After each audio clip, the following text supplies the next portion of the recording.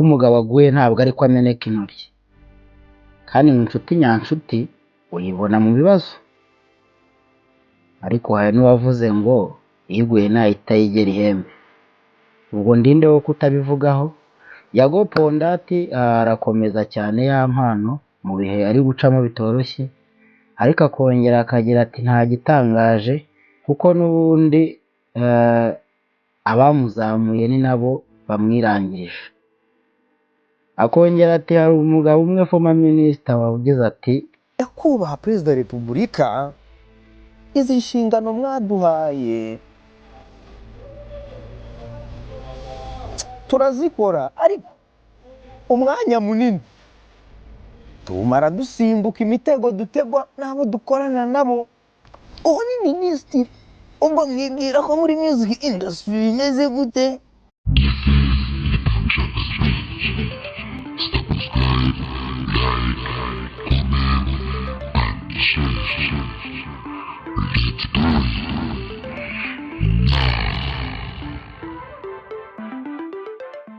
Yampano impore komera. Ubwo dutegereje kumva ibihano ibyo byose, ariko uri umugabo baca umugani ngo so nta kwanga kwita nabi. Nabonye bamwe bafashe izina rya wowe rizagwira bavuga ibyo bashaka, ariko ndabizi ko uri umuhungu kandi uri umugabo. Aho uri hajya abagabo, ntago hajya imbwa. Imbwa ziba zapfuye, imbwa baba bazigongeye mu mihanda bro. Ahantu uri hajya abagabo, nuhagera uzahasanga abandi bagabo. Rero nagukwiye kumva ko byacitse. Yego nibyo byacitse, gufungwa ntago ari ibintu byiza. N'abandi bose bafunzwe ariko bagiye bazira gushyirwa mu makosa n'abandi, cyangwa bagiye bagambanirwa. Hari abantu benshi bafunzwe kubera ko bagambaniwe na bagenzi babo. Ushobora gusanga imageragere hari abantu bafunzwe benshi bazize bagenzi babo babagambaniye mu mabanki, bazize bagenzi babo babagambaniye mu bigo bakoranagamo, bagambaniwe n'abanyeshuri bagenzi babo, bagambaniwe n'abavandimwe babo. Ubugambanyi nicyo kintu gishobora kuba nkeka ko gifungisha abantu benshi hano ku isi. N'ibyaha birimo abantu barabikora, ibyaha barabikora, abantu bakora ibyaha, ariko kandi ubugambanyi nkeka ko aricyo kintu gifungisha benshi hano ku isi. So Yampano komera, umuhungu ngewe naragupromote, napromotinze umuziki we kandi ndabizi ko uri umuhanga. Rero kuko ubona uri mu bibazo ntabwo bikuraho ubuhanga bwawe nzi bro, ntabwo bikuraho ubuhanga bwawe nzi. Nabonye itangazamakuru ryagutereranye, ubwo ryishyuwe cyangwa ryaguzwe cyangwa babahaye babatamitse. Ariko nge kuko nta muntu ujya untamika ngo nze nsebye undi, buriya ninza nkavuga ku muntu nge nta muntu wa wantamitse brother, my sister, nta muntu umpa amafaranga ngo genda ngo uvuge ngo kuri uyu. Igihe kizagera mbazanira ibintu byinshi n'ibimenyetso byinshi cyane, mugende mumenye abantu bamwe na bamwe mufite aho ngaho muri showbiz yanyu, murebe ibyo birirwa bakorera abakiri batoya, murebe mwumve ama testimonies y'ibyo birirwa bakorera.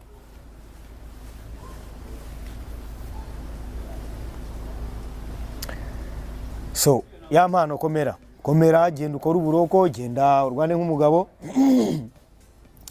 Nubundi uzasanga y'abagabo, hanyuma Imana izahakurindire. Imana izahakurindire. Hari minister, let me say he's an ex-minister, let me say like that, kuko ntago akiri minister ariko ngenda mwubaha. Yari mu nama imwe n'aba ministeri bagenzi be n'abadepite, ngira ngo niba ntibeshye, ndetse n'umukuru w'igihugu. Uyu munsi ntabwo akiri ministeri, uyu munsi nta n'akazi ka leta afite. Yitwa Bamporiki Edouard, honorable Bamporiki Edouard. Numwe mu ba ministeri naganiriye nabo kuri Yago TV show. Numwe mu bagabo banyumvise, numwe mu bagabo bampaye ukuboko, numwe mu bagabo bambwiye bati uri umugabo sha. Buriya ijambo sha hariho rikoreshwa ukumva urishimye, ariko hari n'ahantu ijambo sha rikoreshwa ukumva urababaye. Minisitiri arambwiye ngo uri umugabo sha, numva iyo sha ifite meaning.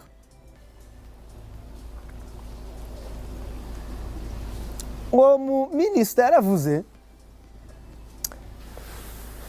yaravuze ngo nyakubahwa perezida wa repubulika, izi nshingano mwaduhaye turazikora, ariko umwanya munini tumara dusimbuka imitego dutegwa n'abo dukorana nabo. Umwanya uwo ni minisitiri,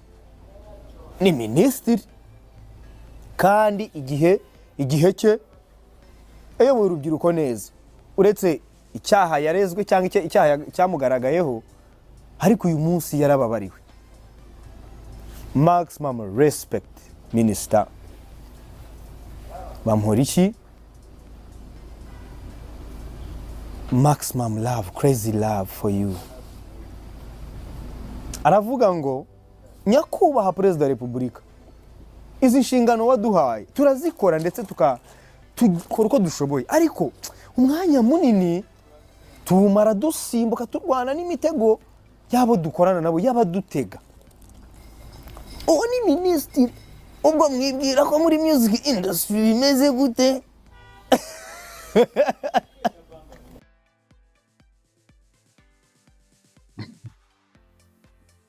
Ati none ubwo muri show business yo mu Rwanda murumva byaba bimeze gute?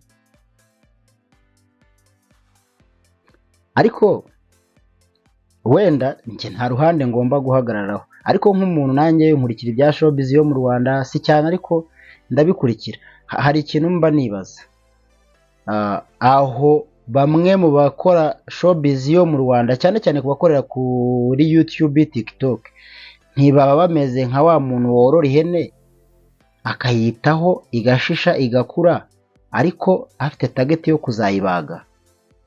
Mbwira bumva, abatumva nkabareka. Ngiye nyita Itangishaka, umunyempano higa abandi, aka nyiri dorone, nkwibutsa ko ibyuzi n'ibyo nzi tuje bya kintu cya fresh, peace and love, boom, fire.